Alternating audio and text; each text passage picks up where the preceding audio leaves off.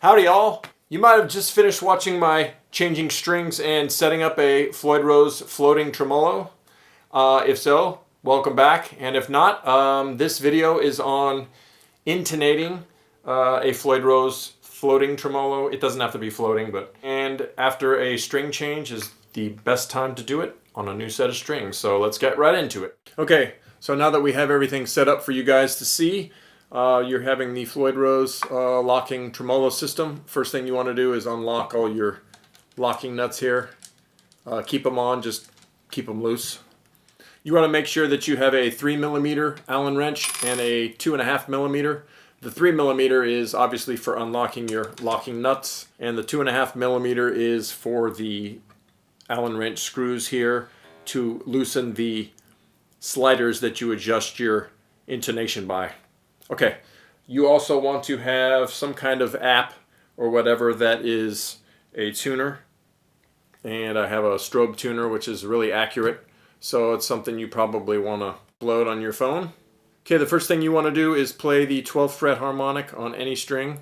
I'm picking the A string just as an example here. So you can see on the strobe tuner, that's pretty much dead on. And then you want to fret that same 12th fret. And then you want to kind of let it rest. It's pretty much resting in the middle. Okay, wherever it rests. So that's dead on. So that string does not need to be intonated. So then you move on to your 5 other strings. Okay, the D harmonic, 12th fret.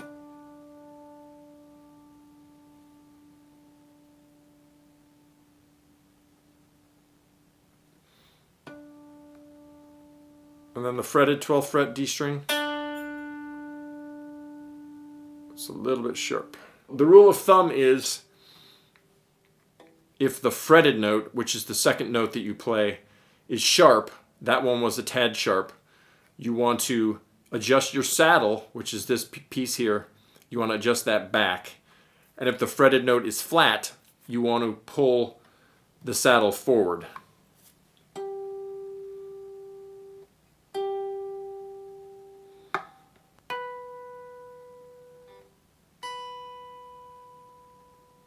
Okay, so in this case the B string, do the 12th fret B harmonic first. And then you fret the 12th fret, B string. So the fretted note B is a tiny little bit sharp. So in that case, what you want to do is take the saddle and move it back. So you're going to move the saddle back away from the middle of the instrument. If the fretted note was flat, you're going to move the saddle forward. So flat forward and sharp back. So what we want to do to adjust the intonation on the B string, since the fretted note at the 12th fret of the B string was slightly sharp, we want to adjust the saddle here on the B string back. The only way to do that is to get at this Allen wrench screw, and typically you want to loosen the string, because if you don't, this thing could go flying. So it's safer to just loosen the string and get in there, loosen this, and slide. Okay, so I'm going to do that now.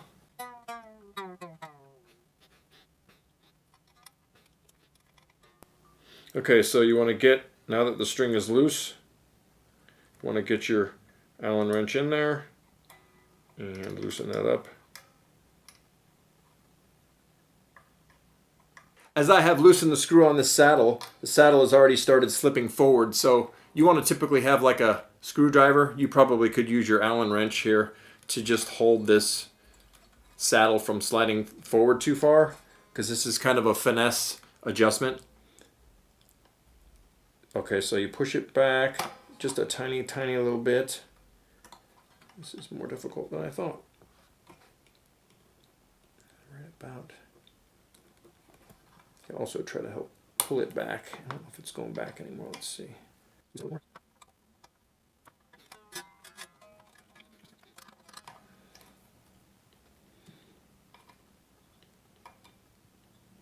Okay, then when you think you got it roughly to where you want it, tighten it back up.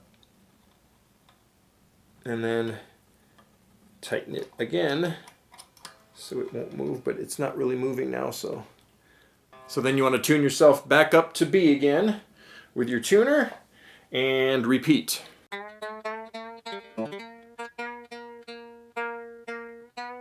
Okay, let's try this again since we adjusted the saddle. Got our 12th fret harmonic B and then the 12th fret fretted. There we go. So I basically moved the saddle back a 1/16 of an inch. It was very slight. Try the E, high E.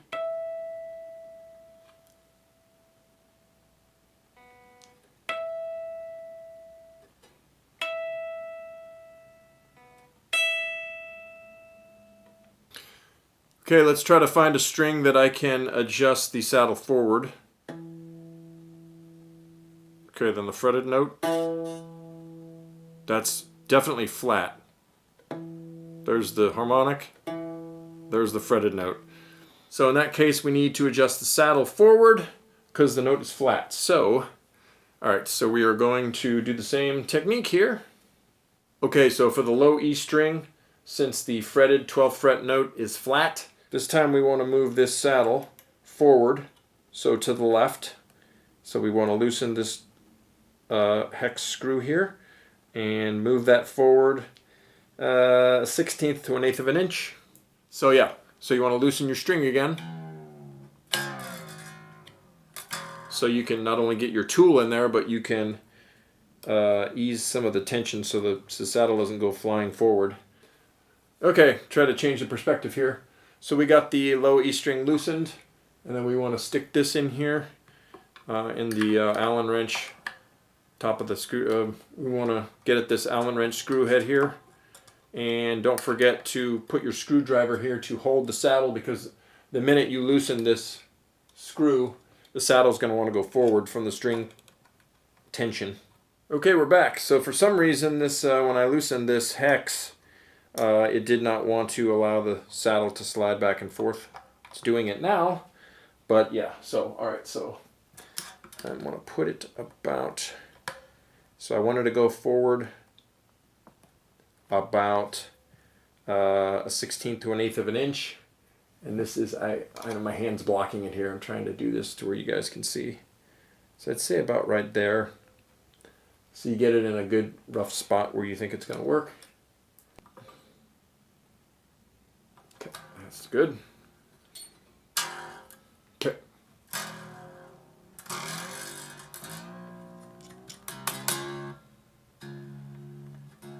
All right, you want to get your tuner out and do it all over again.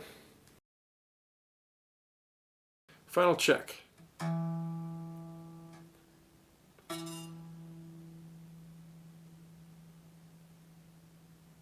Okay, that's pretty much it. It's about as close as I think I'm going to be able to get it.